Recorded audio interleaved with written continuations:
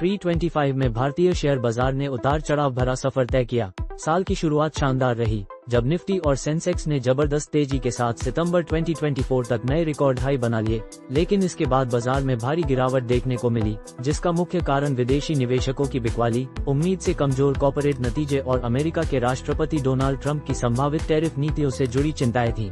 हालांकि इस भारी अस्थिरता के बावजूद सेंसेक्स और निफ्टी ने पूरे वित्त वर्ष में 5% से अधिक की बढ़त दर्ज की, जिससे लगातार दूसरा साल रहा जब भारतीय बाजारों ने सकारात्मक रिटर्न दिया। इस साल निफ्टी बैंक सबसे बेहतर प्रदर्शन करने वाला प्रमुख इंडेक्स रहा, जिसने 10% की बढ़त दर्ज की, जबकि मिड कैप इंडेक्स 7% और स्मॉल कैप इंडेक्स 5% से अधिक चढ़ा। सेक्टर्स की बात करें तो निफ्टी फाइनेंशियल सर्विसेज ने 19% की शानदार बढ़त के साथ सबसे अच्छा प्रदर्शन किया। वहीं मेटल और फार्मा इंडेक्स ने भी 10 to 11% की वृद्धि दर्ज की। दूसरी ओर पीएसयू बैंक, एनर्जी और मीडिया सेक्टर सबसे ज्यादा प्रभावित हुए और इनमें 11 to 18% तक की गिरावट देखने को मिली।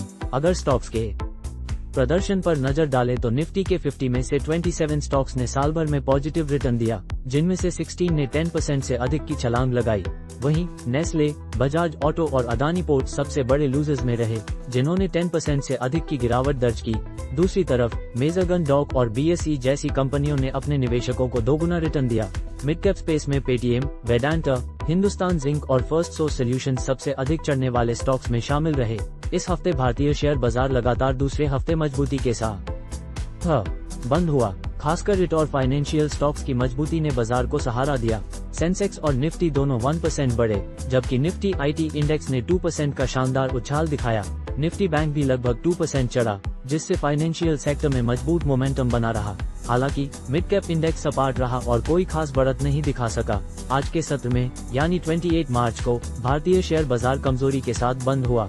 इट और ऑटो स्टॉक्स में लगातार दूसरे दिन दबाव बना रहा, जिससे निवेशकों में चिंता बनी रही। हालांकि एफएमसीजी स्टॉक्स ने कुछ मजबूती दिखाई, लेकिन ब्रॉडर मार्केट कमजोर ही रहा। निफ्टी मिड कैप 100 और स्मॉल कैप 100 इंडेक्स में क्रमशः 0.3% और 0.15% की गिरावट दर्ज की गई।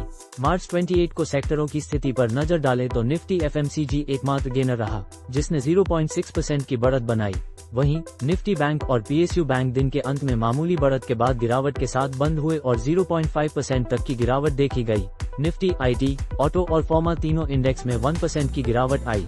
बाजार में निवेशकों की धारणा फिलहाल नाजुक बनी हुई है, खासकर ट्रंप के संभावित टैरिफ फैसलों को लेकर अनिश्चितता बनी हुई है, जिससे बाजार में उतार चढ़ाव जारी रहने की संभावना है। फ्री 25 के अनुभव को देखते हुए फ्री 26 में भी निवेशकों को सतर्क रहने की जरूरत होगी। बाजार में वोलाटिलिटी बनी रह सकती है, खासकर global economic policy, federal reserve के ब्याज दरों पर फैसले और विदेशी निवेशकों के मूड को ध्यान में रखना बेहद जरूरी होगा। अब सबसे बड़ा सवाल ये है कि भारतीय बाजार आने वाले साल में नई ऊंचाइयों पर जाएगा या हमें एक और करेक्शन देखने को मिलेगा। निवेशकों के लिए ये जानना जरूरी होगा कि किन सेक्टर्स में मजबूती बनी रहेगी और किन में जोखिम रहेगा। क्या निफ्टी और सेंसेक्स फ्री 26 में भी अपनी मजबूती बरकरार रख पाएंगे या बाजार में अस्थिरता बनी रहेगी? अपनी राय हमें कमेंट में जरूर बताएं।